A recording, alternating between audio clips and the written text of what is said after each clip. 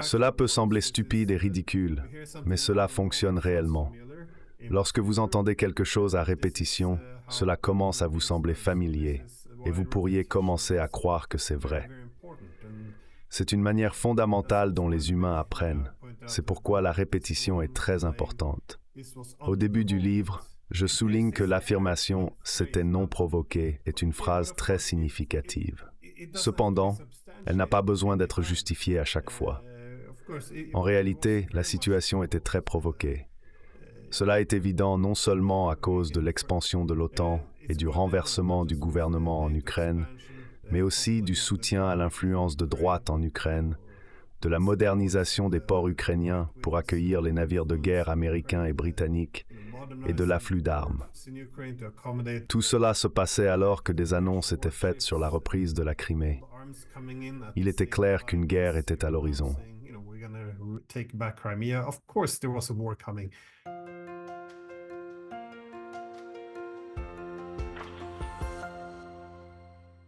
Hello everybody. This is Pascal from Neutrality Studies and today Bonjour à tous. Ici Pascal de Neutrality Studies et aujourd'hui j'ai le plaisir de parler à nouveau avec Glenn Dizon. Il est professeur à l'Université du Sud-Est de la Norvège et rédacteur associé à la revue Russia in Global Affairs. Beaucoup d'entre vous le connaissent certainement pour son travail avec la chaîne YouTube The Duran, où il a réalisé de nombreuses interviews merveilleuses aux côtés d'Alexander Mercurius. Glenn a récemment écrit un nouveau livre qui vient de sortir aujourd'hui ou hier. Il s'appelle Sur la guerre en Ukraine et l'ordre mondial eurasien. C'est ce que nous voulons discuter aujourd'hui et vous donner un aperçu pour que vous sachiez de quoi parle le livre. Je pense que c'est extrêmement opportun. Ça ne pourrait pas être plus pertinent parce que Glenn discute rien de moins que de l'effondrement de l'ordre actuel que nous vivons tous. Donc Glenn, merci beaucoup de nous rejoindre en ligne. So Glenn, thank you very much for coming online. Merci beaucoup de m'avoir invité. C'est génial de pouvoir également promouvoir mon livre. Always happy. Good books need to be Toujours heureux. because they need to be read. Les bons livres doivent être promus parce qu'ils doivent être lus. Can potentially get out of C'est la seule façon dont nous pouvons potentiellement sortir de cette situation absolument horrible dont nous venons de parler. on a daily basis we Au get quotidien, nous sommes insultés parce que les choses qui nous sont présentées dans les médias sont à l'opposé de ce qui se passe réellement dans le monde. being told that On nous dit qu'Israël se défend alors qu'il commet un génocide à Gaza. in Gaza En Ukraine, in Ukraine on nous dit que l'Occident soutient la liberté et l'ordre, alors qu'en fait, ce que nous voyons, c'est une guerre hégémonique très horrible. Et vous avez raison à ce sujet. Alors, pouvons-nous peut-être nous concentrer sur quelle est la thèse centrale de votre livre? What's the core thesis of your book? Pour comprendre pourquoi tous les pays sont prêts à prendre de tels risques énormes, même au bord d'une possible guerre nucléaire, nous devons considérer que cela est largement devenu une question d'ordre mondial. C'est intéressant parce qu'il semble y avoir un consensus de tous les côtés. La direction polonaise, la direction de l'UE et les Américains parlent tous d'une rupture dans l'ordre mondial. Après la guerre froide, nous avions un ordre unipolaire avec les États-Unis à son centre, dirigeant l'Occident collectif. Cela était basé sur ce que nous appelons l'ordre international basé sur des règles. Mais maintenant, cette ère est révolue. Le côté occidental croit que s'ils peuvent affaiblir la Russie, ils peuvent raviver certains aspects de l'idée unipolaire en Europe et étendre davantage l'OTAN. Cela mettrait non seulement la Russie dans une position désavantageuse, mais affaiblirait également la Chine, puisqu'elle est le principal allié de la Russie.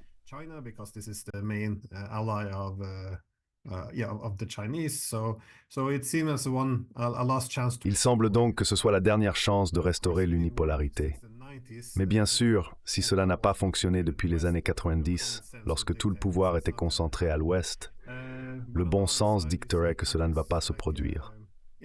D'un autre côté, des pays comme la Russie, la Chine et d'autres poussent pour un système multipolaire. Si vous vous demandez pourquoi le reste du monde, c'est-à-dire le monde en dehors de l'OTAN, ne soutient pas les sanctions de l'OTAN contre la Russie ou l'envoi d'armes, ce n'est pas parce qu'ils soutiennent l'invasion de l'Ukraine par la Russie. Le reste du monde a très clairement indiqué qu'il ne soutenait pas cela. Mais il ne soutient pas non plus la guerre par procuration de l'OTAN contre la Russie. L'idée générale est qu'il serait horrible que l'OTAN puisse briser la Russie. Imaginez combien l'Occident serait insupportable dans les années à venir, tentant de restaurer ce pouvoir central unique. Ils veulent la multipolarité. C'est pourquoi discuter de ce point de l'histoire en termes de changement d'ordre mondial était tout à fait raisonnable.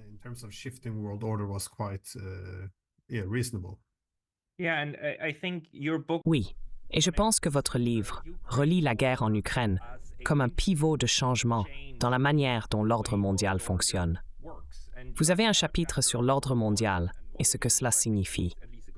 Cela nous aide à comprendre comment nous sommes censés interpréter l'ordre. C'est quelque chose dont l'Occident parle beaucoup, n'est-ce pas? Il prétend défendre l'ordre, et l'ordre basé sur des règles. Cependant, ce que nous voyons, c'est juste une lutte pour le pouvoir, d'une manière totalement irréaliste et très contre-productive. Et cela se fait par la guerre, l'opposé de ce qu'il professe.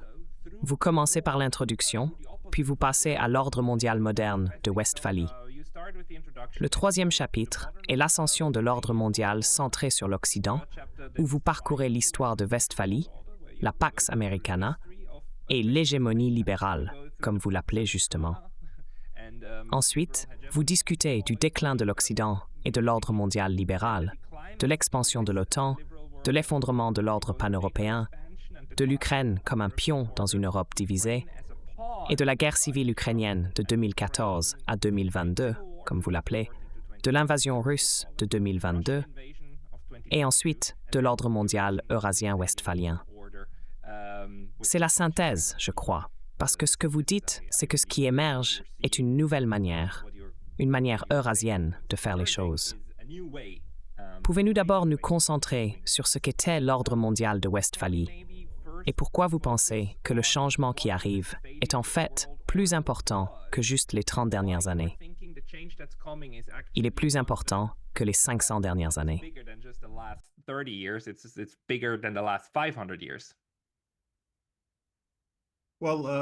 Eh bien, le deuxième chapitre porte sur la théorie de l'ordre mondial et ce que c'est. Ironiquement, nous avons une fois réalisé un podcast avec Chas Freeman à propos de l'ordre mondial et nous avons reçu une note de la communauté disant que l'ordre mondial est une théorie du complot. C'est très étrange parce que c'est un concept en relations internationales. L'ordre mondial reflète largement les règles sur la manière dont les États interagissent les uns avec les autres. Pas juste les États, mais les règles du jeu, si vous voulez. Il est typiquement influencé par deux choses. L'une serait la distribution internationale du pouvoir et la seconde serait la légitimité. Par exemple, après la guerre froide, il y avait une puissance centrale et les États-Unis ont largement légitimé le fait de gouverner le monde. S'appuyant sur des idéaux libéraux dans lesquels les droits de l'homme et la démocratie leur permettraient de réduire la souveraineté d'autres États ou de la prendre d'un droit à une responsabilité, si vous voulez. Nous avons toujours eu ce basculement entre soit des États hégémoniques ou un retour essentiellement à l'Empire romain, un équilibre des pouvoirs. On dit généralement que l'ordre mondial moderne a commencé avec la paix de Westphalie, qui a eu lieu après la guerre de 30 ans, en 1748. À ce moment-là, nous avons réalisé qu'aucune puissance ne pouvait restaurer l'hégémonie en Europe. Simplement dit, il n'y avait plus de valeur universelle à cause de la réforme, et il n'y avait pas la capacité de s'organiser sous un seul drapeau. Ainsi, l'ordre mondial, à partir de ce moment-là, était basé sur un équilibre des pouvoirs. Vous aviez de nombreux centres de pouvoir. Si l'un d'entre eux aspirait à chercher l'hégémonie ou la dominance, alors les autres équilibreraient collectivement. Cela accommodait également des valeurs et des idées distinctives. C'était le fondement de l'ordre mondial moderne. Et c'était bien sûr l'ordre européen, mais aujourd'hui, il est devenu un ordre mondial.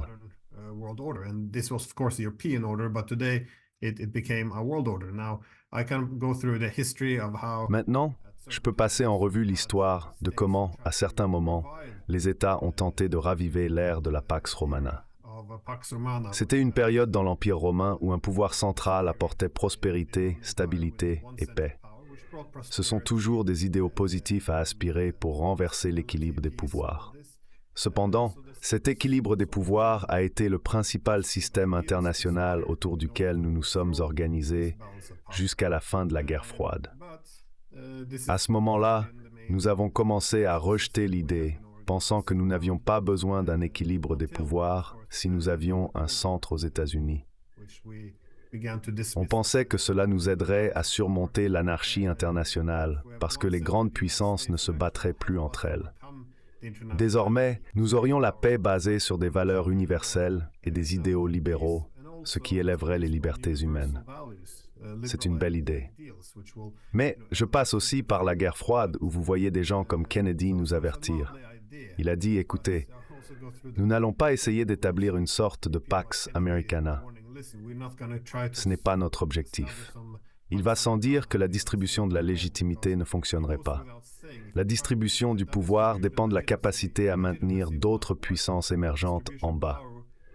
Vous ne pouvez pas permettre aux Russes, aux Chinois et aux autres de s'élever indépendamment de vous, parce qu'alors il y aurait un pôle de pouvoir indépendant. De plus, les idéaux libéraux, dont le monde semblait très optimiste dans les années 90, sont devenus armés. Cela signifiait la souveraineté pour nous, mais pas pour vous, ce qui résume efficacement l'ordre international basé sur des règles qui a tenté de remplacer le droit international. Donc, je pense que c'est probablement la meilleure façon de le comprendre si vous regardez la distribution du pouvoir et la légitimité pour exercer le pouvoir.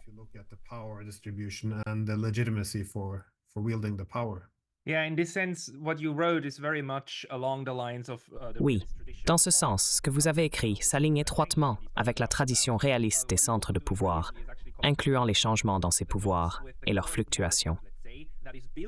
Ce que vous faites également de manière brillante, c'est relier les points avec le récit actuel qui tourne autour de la dominance hégémonique. Nous voyons les États-Unis et l'Occident tenter de dominer tout le monde. Ils font cela sous un récit incroyablement insultant pour notre intelligence, prétendant faire le contraire en libérant les gens du soi-disant joug maléfique des Russes, de l'oppression chinoise et du terrorisme palestinien.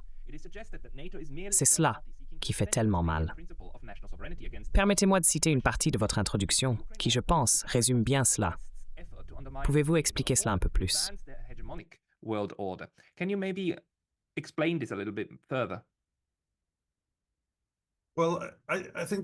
Eh bien, je pense que cela souligne également la pertinence de la propagande. Si vous allez avoir un empire libéral ou une hégémonie, vous rencontrerez de nombreuses contradictions. Il est important de noter que la propagande vise à dépouiller le monde de sa complexité et à imposer des heuristiques simplistes. Nous divisons le monde en bien contre mal. Historiquement, en Occident, cela a été vu comme la civilisation contre les barbares. À l'époque moderne, cela est recasté comme la démocratie contre l'autoritarisme. Bien sûr, c'est un aspect, mais simplifier tous les conflits à travers ce prisme est assez efficace. Vous avez dit que c'était une insulte à notre intellect, parce que cela force tous les faits empiriques du monde à être traduits à travers cette lentille, ce qui souvent n'a pas beaucoup de sens. Walter Lippmann a souligné que remettre en question la vision du monde fondamentale d'une personne peut causer un grand inconfort. Les gens iront jusqu'à ignorer les faits qui ne correspondent pas à leur récit. Ainsi, le gouvernement doit juste armer son public. Quand je parle aux gens de ce qui se passe en Ukraine, par exemple, ils répondent avec des phrases creuses comme « c'est de la propagande »,« c'est une théorie du complot »,« c'est anti-américain »,« c'est anti-occidental »,« c'est anti-ukrainien ».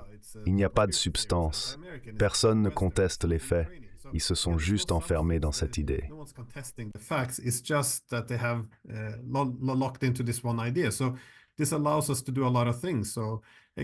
Cela nous permet de faire beaucoup de choses. En Ukraine, par exemple, nous qualifions le renversement du gouvernement de 2014 de révolution démocratique, même si la majorité ne soutenait pas ce coup d'État. De même, la majorité n'a pas soutenu la révolte du Maïdan. Nous prétendons vouloir libérer les Ukrainiens, mais de 1991 à 2014, tous les sondages ukrainiens et étrangers ont montré que seulement environ 20% voulaient réellement rejoindre l'OTAN. Si on leur avait donné le choix, la majorité aurait probablement préféré s'aligner avec la Russie. Cette position semble être basée plus sur l'idéologie que sur la réalité actuelle. Rappelez-vous en 2019, lorsque 72% à 73% des Ukrainiens ont voté pour la plateforme de paix de Zelensky. Quelques nationalistes ont qualifié cela de capitulation, un sentiment ensuite repris par les Américains. Nous prétendons soutenir les Ukrainiens en empêchant leur capitulation face à la Russie par des négociations de paix. Ce faisant, nous soutenons les nationalistes pour annuler efficacement la plateforme de paix. Il y a de nombreux exemples où nous prétendons aider l'Ukraine et promouvoir la démocratie et la liberté. Mais en réalité, nous faisons souvent le contraire. Nous sommes laissés avec seulement le récit, car les faits ne soutiennent plus nos actions. C'est pourquoi la propagande est devenue si importante.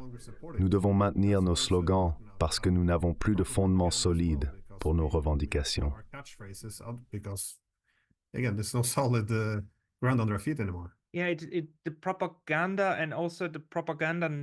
Oui, la propagande et le récit qui l'entoure vident vraiment la substance de ce qui devrait être une discussion intelligente. Cela réduit tout à des phrases chocs, comme vous l'avez justement souligné. Ce qui me fascine cependant, c'est l'émergence de parallèles dans l'Ouest, avec la position de l'Union soviétique dans les années 70 et 80. Jack Matlock a récemment publié un merveilleux article sur ce sujet. Si tout se passe comme prévu, je lui parlerai demain et il en discutera. Il était le dernier ambassadeur des États-Unis en Union soviétique et a observé des parallèles dans la manière dont l'Ouest applique maintenant ce qu'il appelle la doctrine Brejnev à d'autres pays. Cette doctrine dit essentiellement que tout ce qui ne s'aligne pas avec nos propres croyances est maléfique et nous utiliserons la puissance militaire si nécessaire pour le renverser. Similaire à ce que l'Union soviétique a fait en Hongrie et en Tchécoslovaquie. Cela se rapporte également au concept d'ordre mondial. L'Ouest croit que sa version du libéralisme est la seule forme légitime de gouvernance. Pourriez-vous développer comment vous voyez cela s'inscrire dans le système westphalien? Vous avez mentionné qu'il s'est d'abord effondré ou que l'Ouest travaille à son effondrement, mais en réalité, il va réémerger.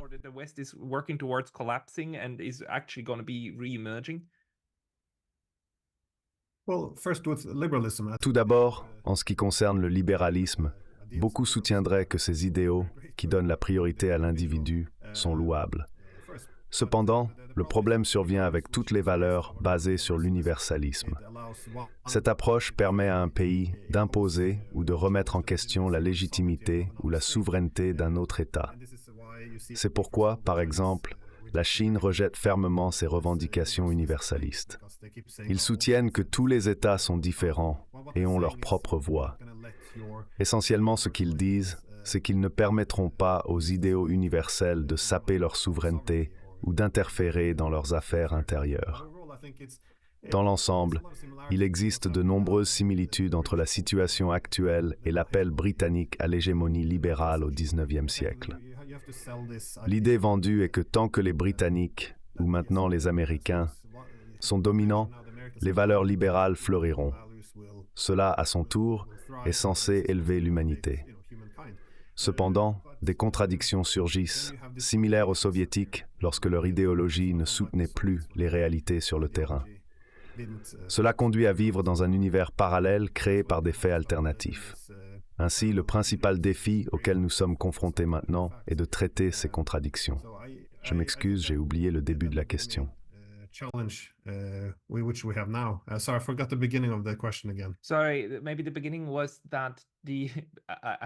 Désolé, peut-être aurais-je dû commencer par des questions plus courtes. Le problème est que le libéralisme devient une idéologie. Vous avez mentionné que l'idée d'un monde libéral est bonne. Cependant, lorsqu'elle se transforme en idéologie, elle devient auto-renforçante et commence à s'enraciner.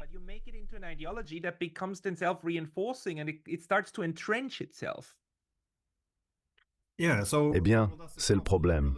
Le libéralisme est devenu une idéologie hégémonique. Cela signifie que si vous croyez aux valeurs de liberté et de progrès humain, vous devez accepter la direction et la dominance de l'Occident. Ce problème est également apparu dans les années 90 lorsque nous avons décidé d'élargir l'OTAN. Nous avons effectivement confondu l'expansion de l'OTAN avec la démocratisation. Nous avons dit aux Russes qu'ils devaient accepter cela comme la diffusion de la civilisation et de la démocratie. S'ils s'opposaient à l'expansion de l'OTAN, alors ils rejetaient la démocratie, ce qui signifiait qu'ils devaient être contenus. Ainsi, nous avons dit aux Russes que nous allions étendre ce bloc militaire jusqu'à leurs frontières. S'ils le soutenaient, tant mieux. S'ils ne le faisaient pas, cela signifiait qu'ils détestaient la démocratie, et nous devrions mettre l'OTAN à leur porte parce qu'ils devaient être contenus. Nous avons maintenu ce double discours tout au long. D'une part, ce n'est pas dirigé contre vous, à moins que vous nous rejetiez, ainsi que la démocratie, et nous sommes une force pour le bien. Ensuite, nous l'utiliserons contre vous. Je pense que c'est le problème principal.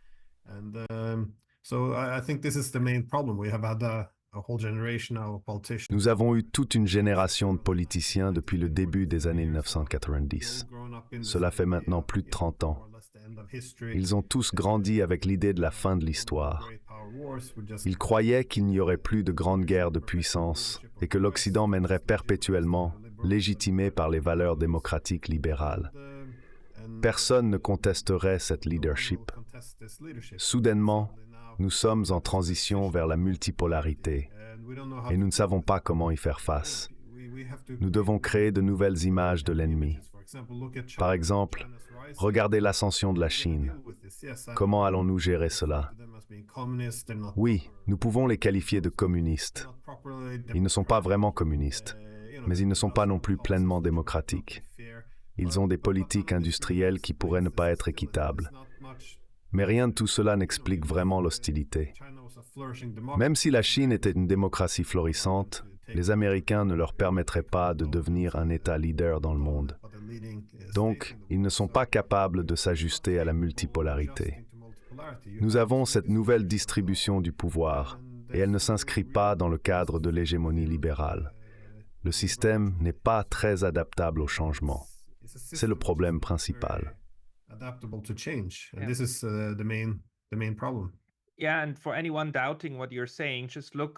Pour ceux qui doutent de la comparaison, il suffit de regarder comment les États-Unis ont ciblé rhétoriquement le Japon dans les années 1980. À cette époque, le Japon était sur le point de dépasser économiquement les États-Unis.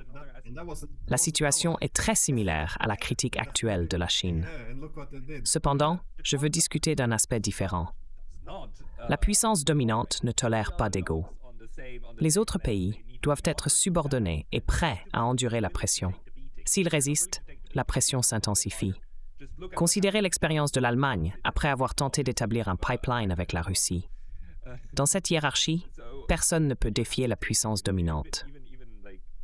Pourtant, il y a un phénomène intéressant dans l'ordre libéral occidental.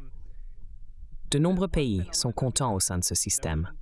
Les Japonais et les Sud-Coréens, par exemple, semblent satisfaits malgré la menace de la Chine. Cela seul n'explique pas entièrement leur conformité. De plus, la guerre en Ukraine a conduit à l'effondrement de la neutralité dans plusieurs pays. L'Ukraine se dirigeait vers la neutralité avant que le conflit ne s'intensifie. La Finlande et la Suède, traditionnellement neutres, ont maintenant une majorité soutenant l'adhésion à l'OTAN. Ce changement abandonne une stratégie de sécurité qui a maintenu leur statut paisible et prospère. Cette décision semble irrationnelle, mais pourrait être expliquée par des facteurs idéologiques. Pouvez-vous élaborer sur ce point?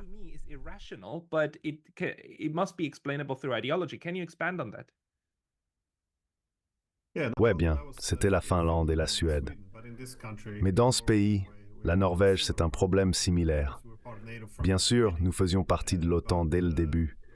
Mais le problème ici était que nous avons toujours essayé de trouver un équilibre entre la dissuasion et la rassurance. Ainsi, nous n'avons pas laissé les Britanniques et les Américains aller trop loin dans nos zones nordiques. Nous n'avons accepté aucune base militaire sur notre sol. C'était comme une OTAN allégée. Nous avions encore des garanties de sécurité, mais sans provoquer les Soviétiques, puis la Russie. Mais nous avons également abandonné cela. Maintenant, nous ouvrons une abondance de bases militaires américaines. Bien sûr, nous n'avons pas le droit de les appeler des bases militaires parce que nous n'avons pas le droit d'avoir une base militaire sur notre sol. Alors, nous les appelons des territoires définis. Nous venons juste de trouver de nouveaux mots. C'est un peu comme les Américains. Ils ne font pas de torture, donc ils l'appellent des techniques d'interrogatoire avancées. Et c'est très courant quand vous n'avez pas d'argument. Vous changez simplement le langage à la place. Mais de toute façon, le problème pour la Scandinavie alors est que personne en Finlande ne pense que les Russes allaient les envahir. Mais encore une fois, c'est une situation de panique. Et les gens sont juste alimentés par un seul récit. Et beaucoup de faits, que j'ai également décrits dans le livre, ne devraient pas être controversés.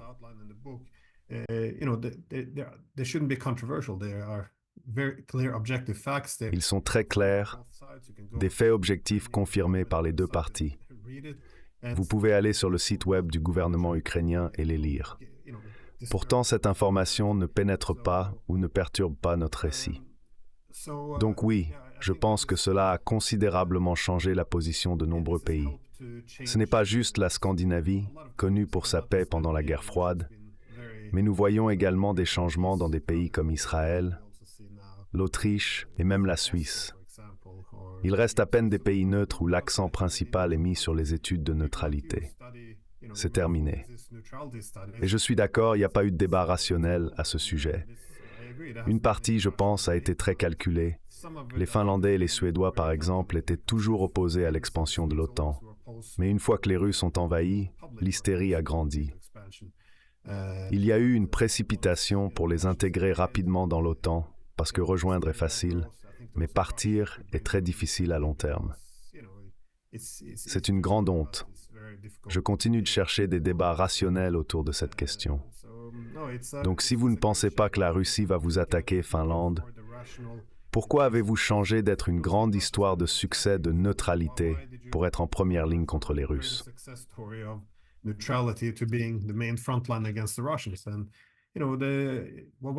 Vous savez, ce que vous voyez souvent dans les médias semble indiquer que la rancune est l'argument principal. Par exemple, Poutine ne voulait pas de l'OTAN à sa frontière. Maintenant, regardez combien plus de l'OTAN il va obtenir. Ce n'est pas un argument valable. Vous voulez que vos adversaires se sentent en sécurité. S'ils se sentent menacés, ils agiront de la manière dont ils le font actuellement. Même le secrétaire général de l'OTAN, Jens Stoltenberg, a fait cet argument. Il a dit « Les Russes ont envahi l'Ukraine parce qu'ils ne voulaient pas de l'OTAN à leurs frontières. Maintenant, regardez-nous, nous avançons vers la Finlande et la Suède. Pourquoi est-ce bon pour nous? Nous supposons toujours que maximiser le pouvoir est la même chose que maximiser la sécurité. Mais si vous approchez de la frontière russe de cette manière, vous allez être moins en sécurité. C'est similaire à la Chine et à la Russie qui ouvrent des bases militaires au Mexique. Cela ne va pas les rendre plus sûrs. Cela va juste rendre les Américains plus nerveux et les forcer à prendre des mesures plus agressives. C'est pourquoi je pense que l'ère de l'unipolarité est révolue. Beaucoup avaient espéré qu'un ordre multipolaire serait négocié. Au lieu de cela, nous voyons qu'il est toujours en train de venir. Mais il viendra à travers la guerre et le conflit, ce qui est une grande honte pour tout le monde.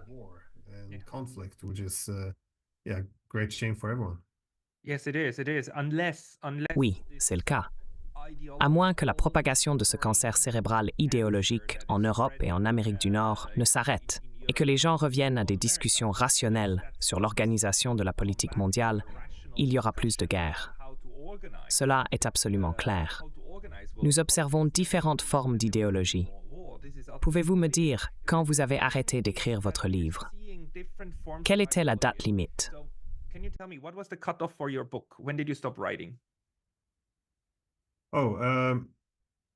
Oh, c'était quand ça? Je pense que c'était en décembre. Désolé, novembre. December. Novembre est toujours un moment important pour les livres sur l'actualité. Cela est dû au fait que les auteurs doivent décider à quel moment arrêter d'inclure de nouvelles informations avant la publication du livre. Un événement significatif qui s'est produit au début de février était l'interview entre Tucker Carlson et Vladimir Poutine. Cette interview était une insulte à l'Occident. Non pas parce que Vladimir Poutine a dit quelque chose de nouveau, mais parce que c'était la première fois qu'un public occidental l'écoutait vraiment. Cela a légèrement percé le récit habituel. Tucker Carlson a également montré qu'il fait partie de ceux qui préféreraient la paix avec la Russie, visant à se concentrer sur le conflit avec la Chine. Cela reflète encore un état d'esprit impérial. Êtes-vous d'accord ou avez-vous une interprétation différente?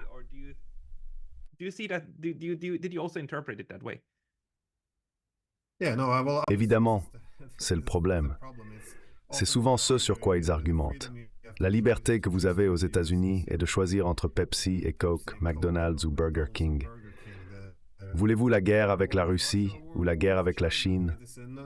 Personne ne demande vraiment une politique étrangère fondamentalement différente.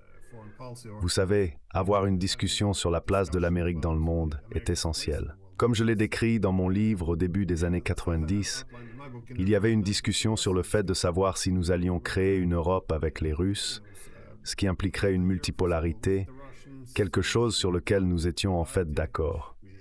Ou allions-nous étendre l'OTAN, ce qui serait alors une manifestation de l'hégémonie où il n'y a qu'un seul centre qui peut dominer. Nous avons eu cette discussion. Mais maintenant, 30 ans plus tard, nous pouvons voir que ce projet ne fonctionne pas. Il s'effondre. Le monde entier le rejette plus ou moins. Et même si nous voulions le garder, les réalités montrent que nous avons une distribution de pouvoir multipolaire. Quoi qu'il en soit, ce que j'attendrais de Tucker Carlson et des autres, c'est un débat plus large. Quel est le meilleur rôle pour les États-Unis dans le monde? Est-il judicieux de faire un pas en arrière, de résoudre vos problèmes économiques, sociaux et politiques, ou allons-nous nous battre jusqu'au bout?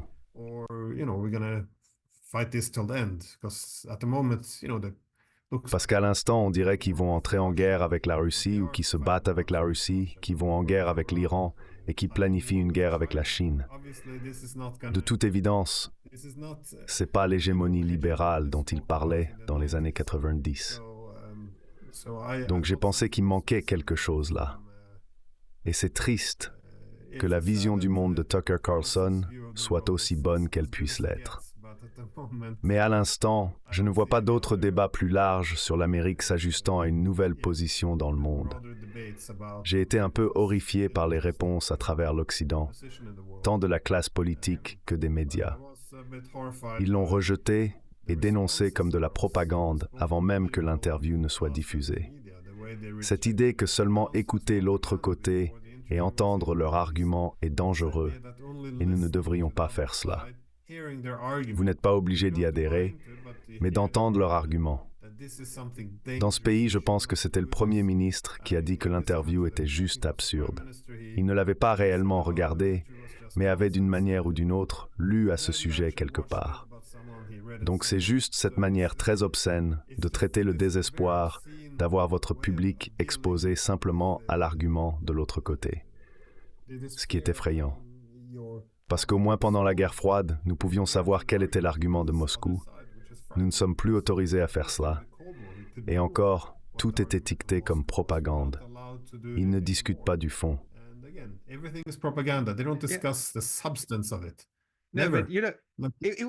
Pendant la guerre froide, les citoyens de l'Union soviétique n'étaient pas vraiment autorisés à s'engager avec les arguments de l'Europe de l'Ouest, où ils avaient d'importants problèmes pour accéder à ces informations. C'est pourquoi l'Occident a décidé de créer Radio Free Europe et des stations de propagande similaires pour faire passer certaines informations et faciliter l'engagement. Le point sur la multipolarité est que, une fois qu'un système devient multipolaire, cela n'a pas d'importance que l'un des côtés y adhère ou non. C'est la force qui le soutient, n'est-ce pas? Et le fait qu'un côté ne peut pas s'imposer. Ce que nous voyons actuellement, c'est que l'Occident perd la capacité de s'imposer économiquement, militairement, etc., sur le reste du monde, et de continuer à exploiter surtout la Chine et la Russie, de la manière dont la Russie a été pillée dans les années 1990. Cela n'arrive plus. Comment pensez-vous que ce changement dans la distribution du pouvoir affectera la politique mondiale? Pensez-vous que cela mènera nécessairement à une grande guerre? Il semble que l'OTAN ne soit pas disposée à envoyer ses propres troupes. Pensez-vous que cela pourrait changer?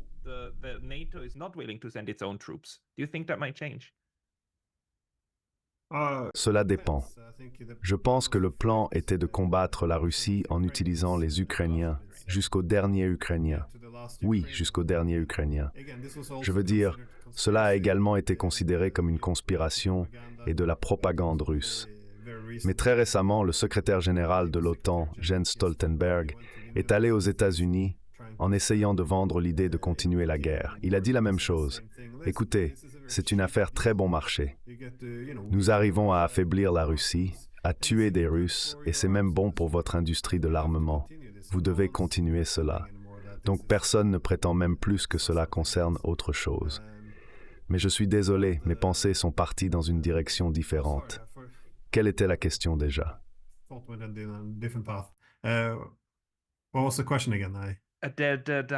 La puissance militaire que la Chine et la Russie, avec l'Iran, ont pour soutenir la multipolarité, soulève la question.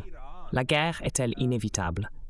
Ou existe-t-il des facteurs qui pourraient empêcher une escalade au niveau d'une troisième guerre mondiale?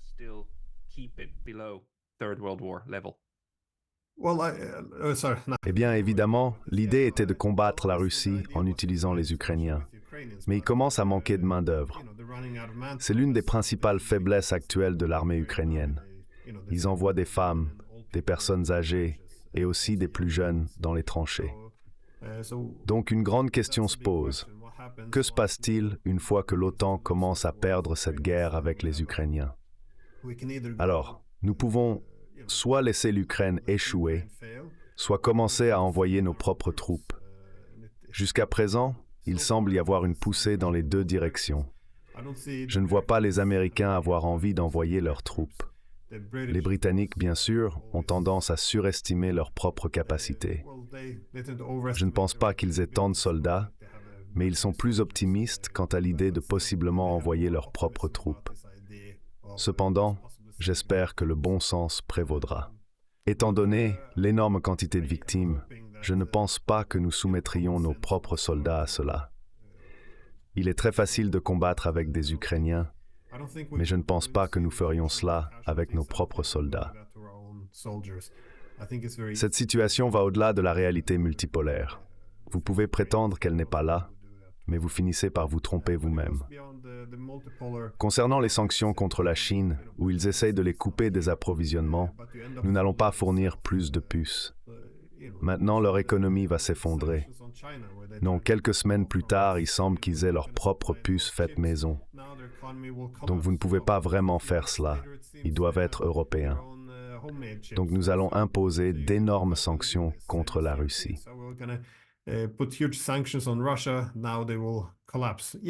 Maintenant, ils vont s'effondrer. Oui, dans un monde unipolaire, cela fonctionnerait.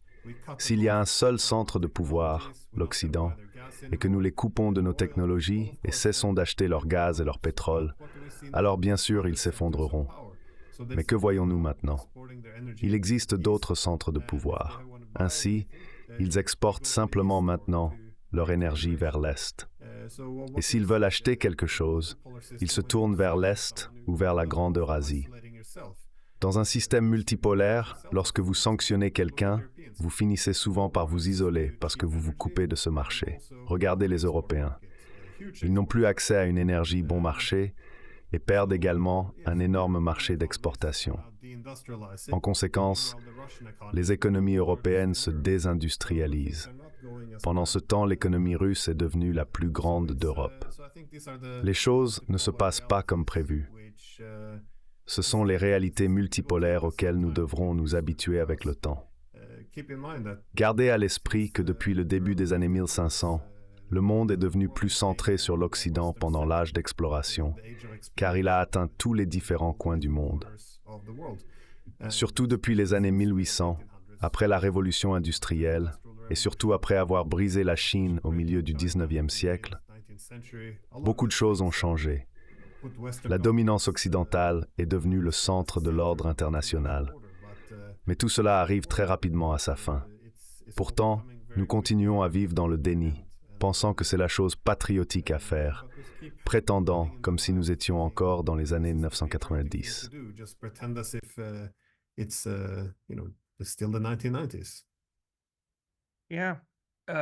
Ouais, mais le truc, c'est que je pense que ça devient moins efficace. Il y a des éléments au sein du système créé par l'ordre libéral qui travaillent contre la logique de la guerre. La logique de la guerre exige que les deux côtés se détestent tellement qu'ils sont prêts à se sacrifier pour atteindre leurs objectifs. Si cette escalade commence, cela devient horrible. Cependant, nous voyons que la Russie et la Chine tentent de désescalader. En Occident, nous sommes encore capables d'avoir des discussions sur des plateformes comme YouTube, touchant un nombre significatif de personnes. Cette capacité de communiquer pourrait prendre fin si la logique de la guerre prévaut. Mais nous voyons aussi des mouvements démocratiques, même nationalistes comme celui de Marine Le Pen, qui plaident contre la guerre avec des pays comme la Chine et la Russie. Ces contre-mouvements pourraient potentiellement influencer l'Occident à modérer les choses. Quel espoir avez-vous concernant ces facteurs domestiques?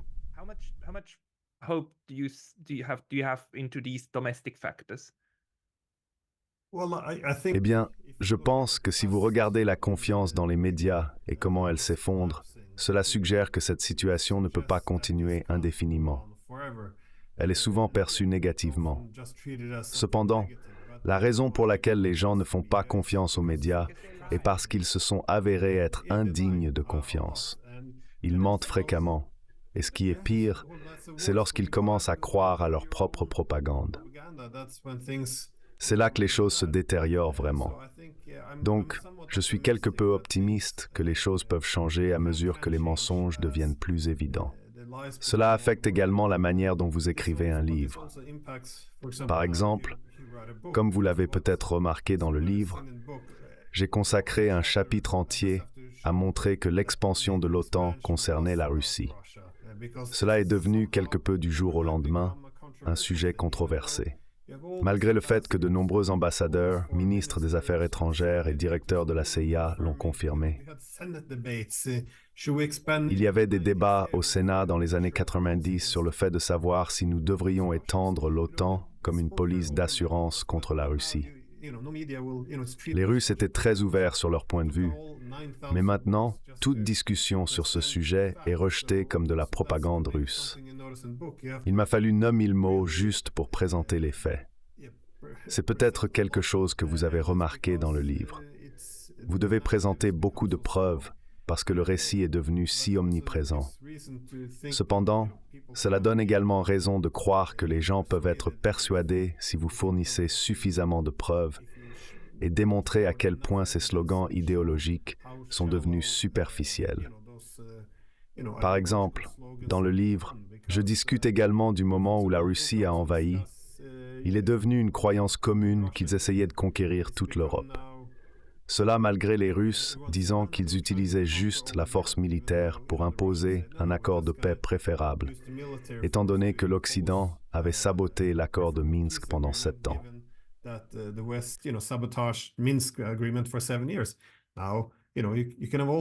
Maintenant, les personnes qui ont négocié l'accord de Minsk, y compris les Français et les Allemands, ont admis qu'ils n'avaient jamais eu l'intention de le mettre en œuvre. Cependant, cette révélation n'a pas été largement couverte par les médias. De plus, il y avait une croyance que la Russie avait l'intention de conquérir toute l'Ukraine.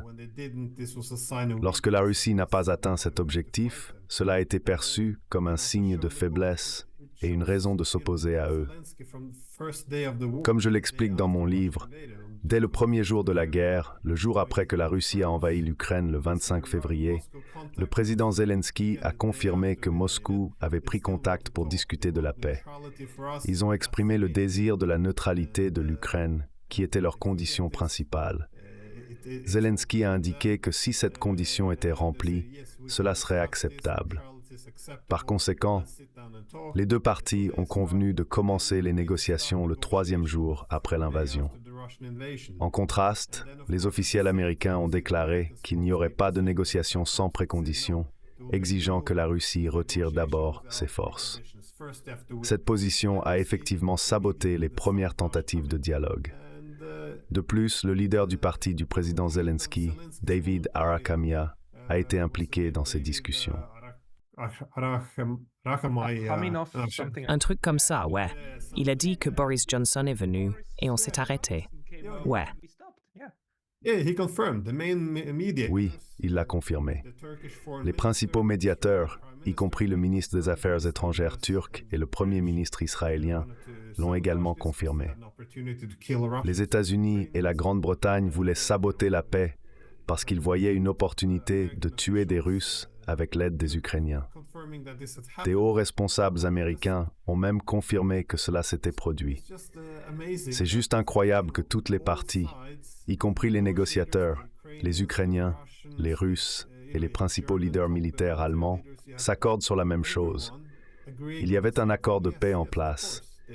La Russie voulait seulement une chose, qui était la neutralité, et pas d'expansion de l'OTAN. Pourtant, quand vous ouvrez n'importe quel journal occidental, vous voyez des affirmations selon lesquelles cela n'a rien à voir avec l'OTAN et que vous ne pouvez pas négocier avec les Russes. Le récit est devenu tellement détaché des faits que si les gens commencent à voir certains de ces faits indiscutables, ils ne peuvent vraiment plus adhérer au récit. L'étendue de l'illusion va trop loin.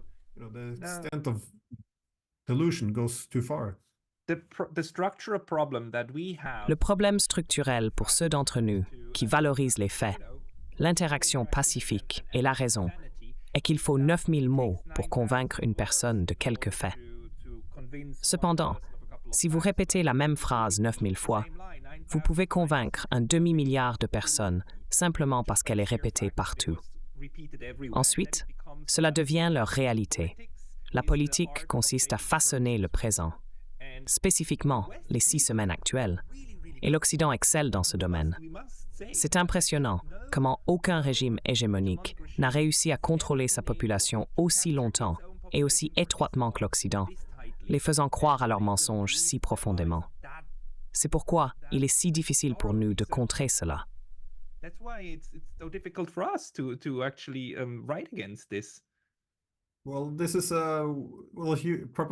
Ceci est de la propagande politique. Elle exploite certaines faiblesses chez l'homme, dont une est la manière dont nous apprenons à travers les expériences. Nous avons tendance à confondre ce qui semble familier avec ce qui est vrai. Ainsi, si vous répétez quelque chose de nombreuses fois, cela devient efficace. Donald Trump est bon dans ce domaine. Il répète souvent des phrases comme « Chine, Chine ». Cela peut sembler stupide et ridicule, mais en réalité, cela fonctionne. Quand vous entendez quelque chose encore et encore, cela commence à sembler familier, et donc cela doit être vrai. C'est ainsi que les êtres humains apprennent. C'est pourquoi la répétition est très importante. Au début du livre, je souligne que la phrase « c'était non provoqué » est une phrase clé. Cependant, elle n'a pas besoin d'être étayée. C'est elle en fait très provoquée. Cela est évident, non seulement avec l'expansion de l'OTAN et le renversement du gouvernement en Ukraine, mais aussi avec le soutien de l'influence de droite en Ukraine, la modernisation des ports en Ukraine pour accueillir les navires de guerre américains et britanniques, et toutes les armes arrivant en même temps que les annonces sur la reprise de la Crimée. Bien sûr, une guerre s'annonçait. Mais si vous répétez la même chose encore et encore, les gens commencent à croire que ça doit être faux ou de la propagande russe. C'est très déprimant de voir cela. Mais comme vous dites, nous sommes devenus très efficaces pour mobiliser le public vers une idée, pour diffuser une seule narrative. Donc il y a des raisons d'être pessimiste. Cependant, je pense que la narrative peut être brisée.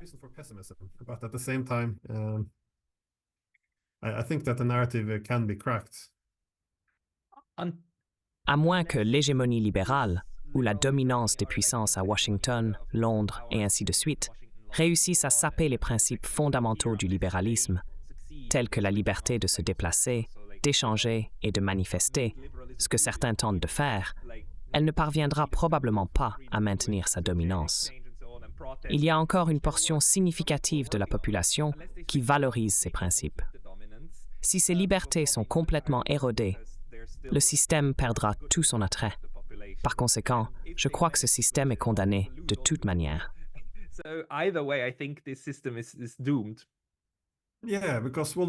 Ouais, parce que toute l'argumentation d'un hégémon libéral dans les années 90 était que cela marquerait la fin de l'histoire. Cela conduirait à une paix perpétuelle, car il y aurait un seul centre de pouvoir, éliminant la rivalité entre les grandes puissances. Et bien sûr, cela mettait d'abord en avant les valeurs démocratiques libérales, l'ouverture, les libertés. Cela était censé avoir un effet atténuant sur le système international et réduire les conflits. Donc c'était un excellent argument, mais regardez où nous en sommes maintenant. Vous avez le chef de l'OTAN qui dit constamment que les armes sont le chemin vers la paix.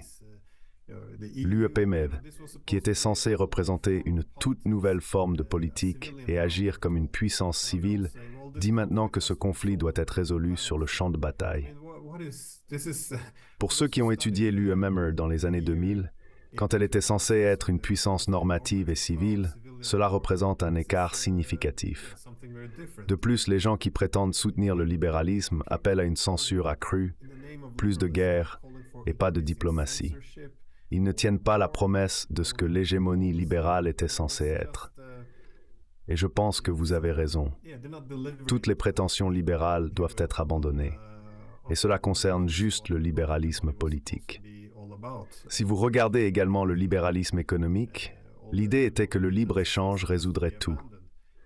Historiquement, les partisans du libre-échange tendaient à bénéficier à l'hégémon économique, le plus technologiquement avancé, car cela permettait aux industries matures de concurrencer les industries naissantes. Mais comme nous le voyons maintenant, le libre-échange n'est pas non plus formidable. Nous réinventons le langage, bien sûr. Nous sommes menacés par les importations de voitures chinoises, les technologies de batteries chinoises. Tout est une menace maintenant. Des exportations prédatrices, oui. Ouais, donc le libre-échange ne sera plus aussi séduisant à mesure que le pouvoir se déplace davantage vers la Chine. Vous verrez un changement similaire à ce qui s'est passé au 19e siècle sous le système américain. La discussion passera du libre-échange au commerce équitable. C'est le nouveau slogan. Les Chinois pourraient avoir des politiques industrielles agressives qui leur donnent un avantage. Mais même si vous ignorez cela, il y a de nombreuses raisons pour lesquelles l'économie chinoise devient beaucoup plus compétitive que l'économie américaine, qui est trop axée sur la recherche de rente et est trop accablée par divers problèmes. Alors, que vas-tu faire? Si tu ne peux pas concurrencer, vas-tu te rendre et accepter que les Chinois aient une économie plus compétitive, ou vas-tu trouver tes propres raisons pour lesquelles le libre-échange ne fonctionne plus?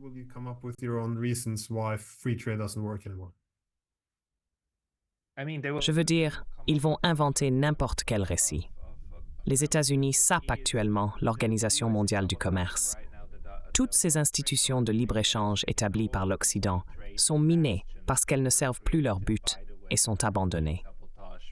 Ensuite, ils créent un épouvantail chinois pour justifier leurs actions.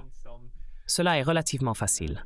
Le véritable défi surgira non seulement lorsque ces économies deviendront meilleures pour générer de la richesse, mais aussi lorsqu'elles produiront des biens que l'Occident désire. L'économie chinoise est très proche de ce point maintenant. Ils excellent dans les trains, les téléphones et de nombreux autres domaines. Ils sont presque à égalité avec l'Occident en technologie des microprocesseurs. Finalement, les Chinois auront des produits uniques, faux, et peut-être les Russes également. Alors les Européens de l'Ouest voudront accéder à ces innovations, réalisant qu'ils ont freiné leur propre progrès.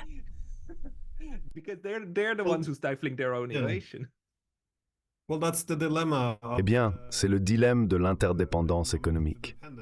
Il a toujours été question d'accepter la dépendance envers un pays plus avancé technologiquement.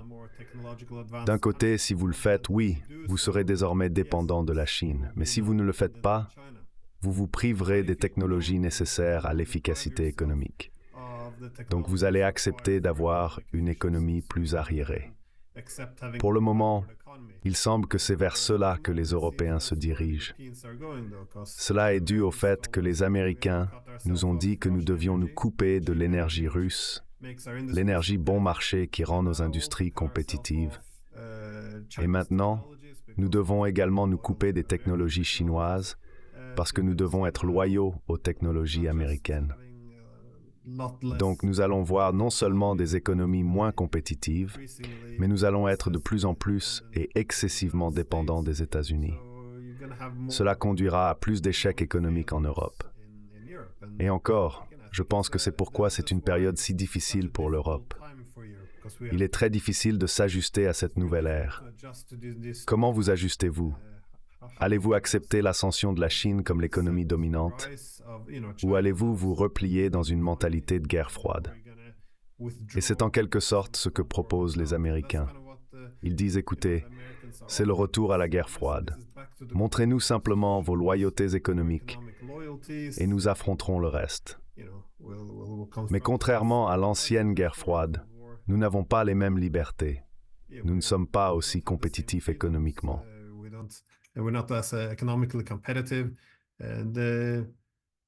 Comme je le souligne dans le livre, cela ne doit pas forcément être quelque chose de négatif. Il ne s'agit pas forcément d'un réajustement. Je cite même le dernier chapitre, Adam Smith, parce qu'il est l'un de nos héros en Occident. Il a fait ce point. Il a dit que la découverte de l'Amérique et des Indes orientales au début du XVIe siècle était le moment où les puissances occidentales ont commencé à devenir dominantes. Il a appelé ces événements les deux plus grands, les plus importants de l'histoire de l'humanité. Cependant, il a également souligné une énorme faiblesse. Trop de pouvoir était concentré en Occident. Cela signifiait que pour les autochtones, partout où les puissances européennes allaient, il y avait une énorme exploitation et misère. Cela était dû aux énormes asymétries. Il y avait des différences significatives entre les Européens tout-puissants et les lieux où ils arrivaient.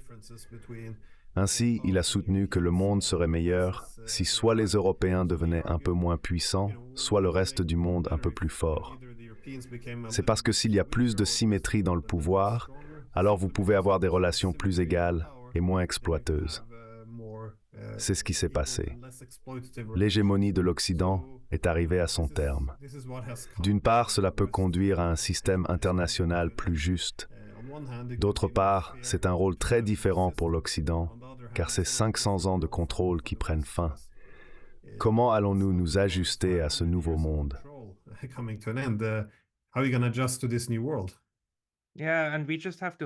Ouais, nous devons juste espérer que le reste du monde ne cherche pas la vengeance, mais plutôt l'équité. Cela pourrait nous sauver. Les choses pourraient devenir extrêmement laides, mais il est important de noter que vous êtes l'auteur d'un livre qui trace une voie à suivre. Le livre est intitulé « L'Europe comme la péninsule occidentale de l'Eurasie ». Ce concept n'a pas encore été pleinement assimilé par les Européens. L'Europe se voit toujours comme le centre, avec les États-Unis, autour duquel tout le reste est construit.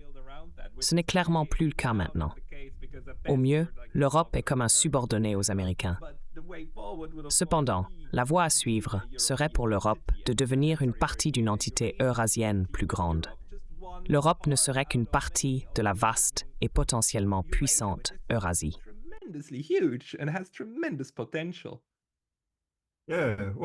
Oui, eh bien, j'ai publié un livre il y a 3 ans sur la région géoéconomique. Dedans, j'ai utilisé l'expression péninsule occidentale de l'Eurasie. J'ai mentionné dans l'introduction que j'avais emprunté cette phrase soit à un document allemand, soit à un document de Liu et Ampère. C'était en fait un avertissement. Je disais que nous devions affirmer un rôle de leader dans le monde. Sinon, nous pourrions finir par être désignés comme la péninsule occidentale de l'Eurasie. Cela était censé être une perspective négative, mais je soulignais que les Européens ont plus d'alternatives. Le monde est différent et ils doivent s'ajuster.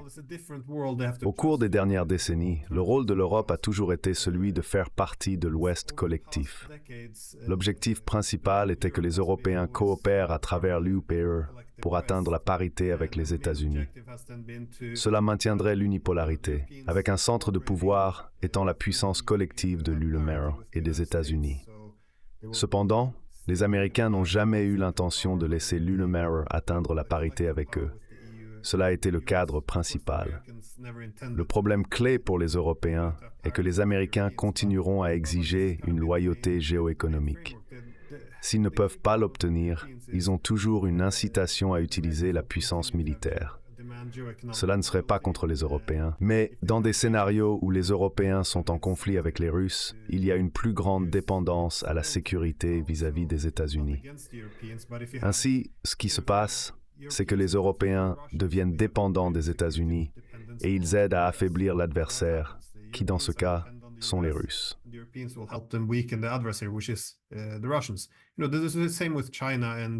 Vous savez, c'est la même chose avec la Chine et l'Inde.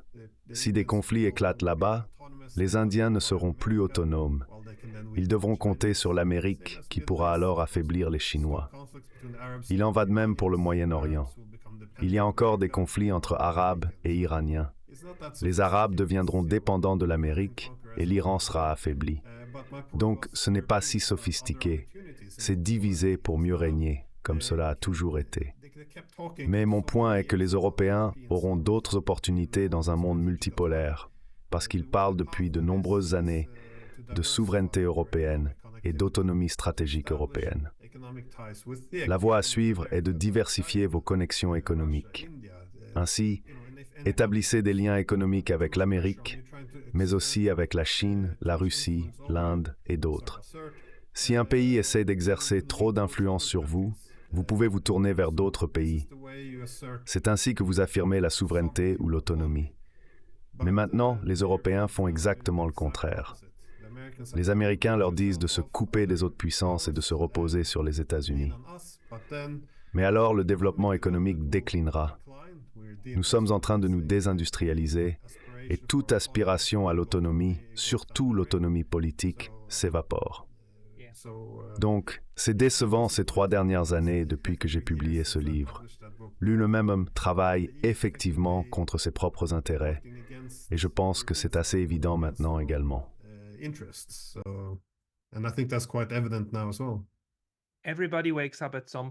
Tout le monde se réveille à un moment donné, et la véritable multipolarité va également agir contre la capacité de diviser pour mieux régner.